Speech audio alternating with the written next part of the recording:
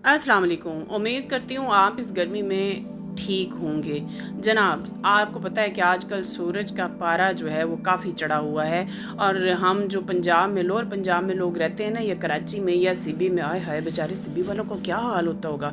तो मैं ये सोच रही थी कि इतनी गर्मी में जो गर्म इलाके हैं, जैसे इधर हम मुल्तान की तरफ मुँह कर लें, कराची की तरफ, तो रास्ते में जनाब बहुत ज़्यादा गर्मी है।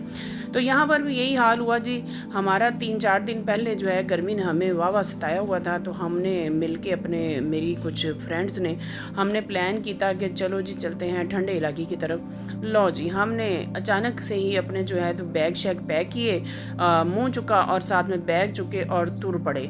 अच्छा, हमने कोई डिसाइड नहीं किया था कि हमने जाना कहाँ है। हमने सोचा इस्लामाबाद चलते हैं, इस्लामाबाद जाके रास्ते में फ़ाइनल करेंगे कि जाना कहाँ। लें जी, इस्लामाबाद पहुँच के हमने कहा कि लो जी हम चलते हैं जी बालाकोट, पहला स्टे करते हैं बालाकोट।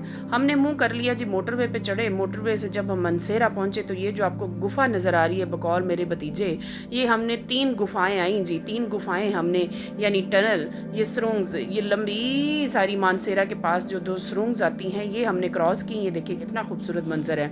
ये हमने क्रॉस की और हम इसको क्रॉस करते करते करते 4-5 मिनट तो लग ही जाते हैं। ये तकरीबन जो हैं 3 आती हैं जी, ये टनल जो आती हैं। और मेरा भतीजा कहता है ये गुफाएं हैं, क्योंकि बच्चे जो हैं वो इंडिया के कार्टून देखते हैं तो उन्हें गुफा नज़र आती है। तो ये गुफा हमने क्रॉस की और हम बालाकोट के लिए हम रवाना हो गए। अच्छा जी, बालाकोट चूँकि वहाँ पे कोई लिंक नहीं है, तो वहाँ पे एक रास्ता आता है शॉर्ट, शाते का एक इलाका आता है। तो हमने वहाँ से दरमियान में से रात को वो रोड, वैसे मैं आपसे कहूँगी कि आप रात के टाइम में वहाँ बिल्कुल रिस्क ना लीजिएगा। जिन लोगों को नहीं पता वो बिल्कुल रिस्क ना लें, क्योंकि सुनसान इलाका है और सड़क काफ़ी टूटी फूटी है, काफ़ी पत्थर शत्थर पड़े हुए हैं। तो बिल्कुल भी जिन लोगों को नहीं पता है आप रिस्क ना लीजिएगा। हम जितनी दफ़ा भी गए हमने ये शॉर्टकट इस्तेमाल किया है। हम लोग वहाँ से मनसेरा से आगे एक शाता आता है, शाते का इलाका आता है, उसको हम वहाँ से उतरते हैं मोटरवे से, और वो शॉर्टकट इस्तेमाल करके हम बालाकोट चले जाते हैं। उससे काफ़ी ज़्यादा सफ़र भी बच जाता है और टाइम भी बच जाता है। सो हमें चूँकि पता था तो हमने जनाब यही किया और हम वहाँ क्रॉस करके हम चले गए बालाकोट। बालाकोट पहुँच के हमने वहाँ पर स्टे किया। अच्छा, ये जो इलाका है ना, सुबह फिर हम नारान की तरफ रवाना हो गए। ये है जी नारान, ये नारान का मेन बाज़ार है। अभी चूँकि मई का महीना है और नारान अभी खुला ही था, तो सुनसान था। अभी दुकानें जो थी वो खुल रही थी, सेटिंग हो रही थी, होटल्स जो थे वो अभी सेट हो रहे थे, रेनोवेशन हो रही थी। और यहाँ पर चूँकि बाईपास पे ग्लेशियर की वजह से बहुत सारे होटल्स तबाह भी हो गए थे, तो उनकी रेनोवेशन जारी थी। अभी बिजली का सिस्टम स्टार्ट नहीं हुआ था, सब जनरेटर पे काम चल रहा था। वाईफाई जो थी वो बहुत कम जगहों पे, वैसे भी वहाँ पे इंटरनेट का इशू रहता है, तो वहाँ पे अभी वाईफाई का भी कोई ख़ास सिस्टम नहीं था। इंटरनेट बिल्कुल बंद हो जाता है। हम तो जब भी जाते हैं जी बोलती मोबाइलों की हो जाती है बंद, राब्ते ख़त्म हो जाते हैं। कहीं कोई नेट शेट के कोई थोड़ा बहुत कोई सास चलते हों तो वहाँ पे बंदा घर वालों से रब्ता कर लेता है, अदरवाइज़ तो जनाब वहाँ पे नेट होता है बंद। तो जो लोग अभी गए थे, यानी आज जो है इन डेट्स में 14 तारीख के बाद जो लोग गए थे वो नारान जोगे ही रह गए। ये आपको सारा नारान की ये जो मेन बाज़ार है ये नज़र आ रहा होगा। ये मून रेस्टोरेंट है, जो एक ही वहाँ अच्छा रेस्टोरेंट है जहाँ पर आप खाना भी अच्छा खा सकते हैं, क्वालिटी वाला फूड, और इकनॉमिकल भी ठीक मुनासिब है, और नाश्ता वगैरह भी सब कुछ यही मिलता है। तो मून रेस्टोरेंट है जी ये जनाब। सुबह के वक्त हम नाश्ते के लिए जब हम उठे थे तो तब मैंने ये व्लॉग बनाया, और वहाँ के मैंने सोचा कि आपको ये बताया जाए कि यहाँ पर अभी ये हालात है। तो ये अभी कोई इतना रश नहीं था, इतना लोगों का ज़्यादा टूरिस्ट का आना जाना नहीं था। अभी मुकामी लोग जो थे वो अपनी सेटिंग्स कर रहे हैं, अभी वो अपने दुकानें सेट कर रहे हैं, अपने जो है होटल्स वगैरह रिन्यू कर रहे हैं, और हमारी छिल लाने के लिए तैयारियां कर रहे हैं। यानी जो टूरिस्ट आते हैं ना उनकी छिल लाने की मुकम्मल तैयारियां हो रही हैं। तो जो लोग इन दिनों में जाएंगे वो सिर्फ नारायण जोगे रह जाएंगे, क्योंकि आगे रास्ता बंद है जी। बटाकुंडी से पहले ही बहुत बड़ा ग्लेशियर है, एक ग्लेशियर तो उन्होंने काट लिया, उसमें से रास्ता बन गया हुआ है, और एक आगे और ग्लेशियर है वो काट रहे हैं। तो ये 4-5 दिन में ये रास्ता खुल जाएगा। बाबूसर टॉप तक अभी रास्ता बंद है, यानी जो बेसर के पास एक रेस्टोरेंट मून का एक और शाख आती है वहाँ तक, और उसके लुलू सर और ये सारा रास्ता, ये जनाब हम नारायण का थोड़ा सा आगे जाके तकरीबन 2-2.5 किलोमीटर आगे हम गए, जहाँ पर रिफ्टिंग के लिए मुकाम बना हुआ है। ये वो जगह है जी। यहाँ पर हम पहुँचे, ये देखिए ये बहुत बड़ा ग्लेशियर जो इन्होंने काटा है, इस ग्लेशियर में से लोग गुजर के जा रहे थे। अच्छा, हमने सोचा पहले पैदल निकल के हम ज़रा पहिया पहिया जाके देखते हैं। हम गए, वहाँ देखा और आगे गाड़ियाँ फंसी हुई थी, कुछ लोग वापस आ रहे थे, कुछ लोग फंसे हुए थे। ये एक पॉइंट ऐसा है जी, ये रास्ते में आया था कागान से आगे, यहाँ पर हमने तले हुए पकौड़े खाए, बड़े मज़े के पकौड़े थे, कमाल ज़बरदस्त। यानी मैंने जितनी दफ़ा मेन एरियाज़ में गई हूँ, मैंने पहली दफ़ा वहाँ पर आलू के पकौड़े खाए और वो बहुत मज़े के थे। यहाँ पर आबशार चल रही है, सिटिंग एरिया है यहाँ जनाब। हाँ जी, ये भाई साहब से हमने पूछा जी सट्टा छली, उसको भुट्टा भी कहते हैं, छली कितने की? उसने कहा जी 80 रुपये के। मैं कहा भाई साहब अगर मैं आप भुना तो 40 रुपये की लगेगी। उसने मुझे भुनने की तो इजाज़त दे दी, लेकिन उसने पैसे कम नहीं किए। तो हमने जितनी छलियाँ बनवाई थी वो हमें 80 रुपये के हिसाब से उसे पे करना पड़ा। हमने छलियाँ यहाँ पे खुद भी भुनी और उस भाई साहब ने मैं भी भून। ये जी दरियाए कन्हार है, ये नारान का इलाका है जी। ये नारान हम पहुंच चुके थे, तो ये सारा इलाका जो है ये नारान का है। ये देखें, ये बिल्कुल बाईपास के ऊपर ही है। यहाँ से हमने छलियाँ ली, छलियाँ बुनवा के हमने खाई इंजॉय करते हुए। उसके बाद हम चले गए जनाब ये दरियाए कन्हार और रिफ्टिंग पॉइंट। ये मैंने हम जो निके थोड़े निके थे ना, हम थे कुछ बड़े भी थे, वो हमें वहाँ पर खड़े पीछे से कह जा रहे थे हट जाओ ना जाओ। पर कित्थों हम नस्लें कोई ऐसी हटने वाली हैं।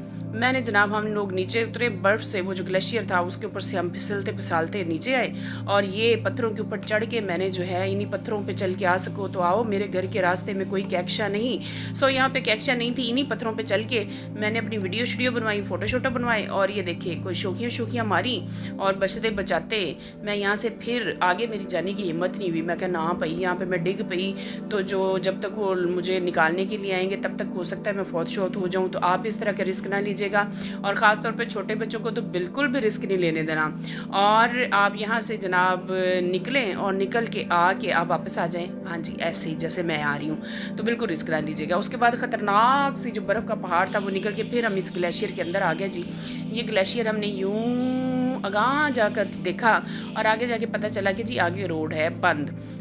वहाँ पर हमारी जो गाड़ी थी वो भी पीछे आगे हमारे गाड़ी लेके बड़े शोखे बन के कि चले हम भी आगे निकलने की कोशिश करते, पर कित्तों फंस गए।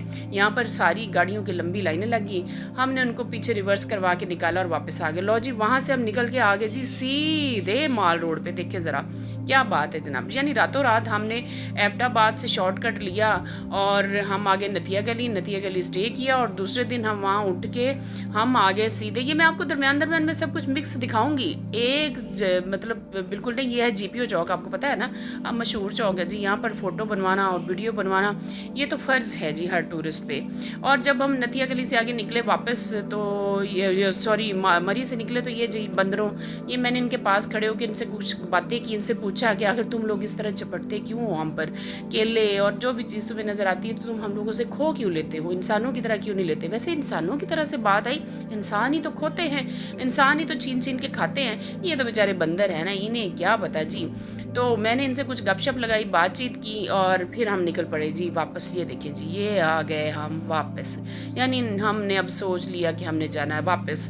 ये हम मरी रोड एक्सप्रेस वे, वहाँ से जो भी रास्ते आपको पता है आते हैं, वहाँ से हमने वापस इस्लामाबाद का मुंह कर लिया। ये जी बाजियाँ हमारी जो थक गई थी, ये उतर तो गई माल रोड पे पर चढ़ नहीं सकी, तो इनको हमने फिर ये स्पेशल गाड़ी करवा के दी जी लैंड क्रूज़र, और ये लैंड क्रूज़र पे बैठ के ऊपर आ रही हैं क्योंकि इनसे चला नहीं जा रहा था, तो ये इसके सहारा लेकर ऊपर आ गई।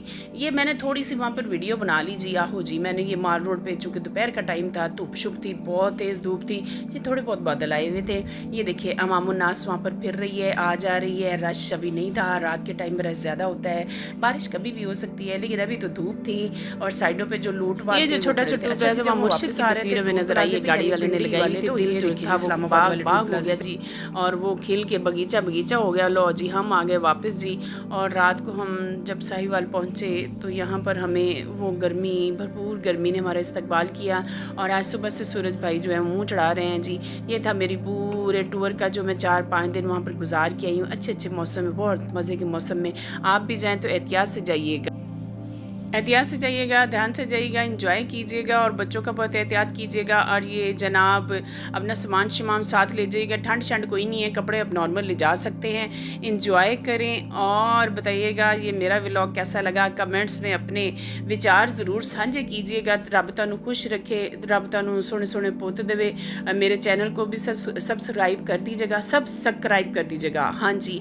और ये दरियाए कन्हार का नज़ारा इंजॉय करें जी, और बताइएगा कि आपको मेरे ये वीडियो मिक्स अचार कैसा लगा, क्योंकि मैंने कुछ इधर से उठाया कुछ उधर से उठाया और सारा कुछ मिक्स करके आप लोगों के सामने कर दिया है पेश।